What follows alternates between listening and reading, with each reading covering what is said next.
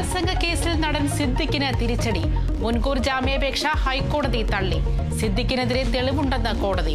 കീഴടങ്ങിയില്ലെങ്കിൽ അറസ്റ്റിന് സാധ്യത. പീഡന പരാതിയിൽ നടൻ മുകേഷിനെ പ്രത്യേക അന്വേഷണ സംഘം ചോദ്യം ചെയ്യുന്നു. തൃശൂർ പൂരം അലങ്കോലമായതിലെ അന്വേഷണ റിപ്പോർട്ടിൽ DGPക്ക് വിയോജിപ്പ്. വിശദമായ അന്വേഷണം വേണമെന്ന് സർക്കാരിന് ശുപാർശ. റിപ്പോർട്ട് മുഖ്യമന്ത്രി ഇന്ന് പരിശോധിക്കും. പൂരം അലങ്കോലപ്പെട്ടതിന്റെ അന്വേഷണ റിപ്പോർട്ട് വൈകിയതിന് പിന്നിൽ ആസൂത്രിത നീക്കമെന്ന് CPI മുഖപത്രം. തൃശൂരിൽ തമിഴ്നാട് സ്വദേശിയെ മർദ്ദിച്ച് കൊലപ്പെടുത്തി. കൊല്ലപ്പെട്ടത് കോയമ്പത്തൂർ മേട്ടുപ്പാളയം സ്വദേശി അരുൺ. കൊലയിലേക്ക് നയിച്ചത് സാമ്പത്തിക തർക്കം. കണ്ണൂർ സ്വദേശികളായ 4 പേർക്കായി അന്വേഷണം.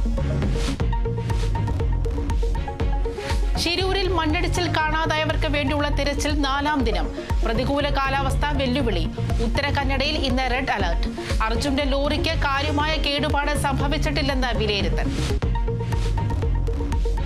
അന്തരിച്ച CPM നേതാവ് MM ലോറൻസിന്റെ മൃതദേഹം വൈദ്യശാസ്ത്ര പഠനത്തിന് നൽകുന്നതിൽ തീരുമാനം ഉടൻ.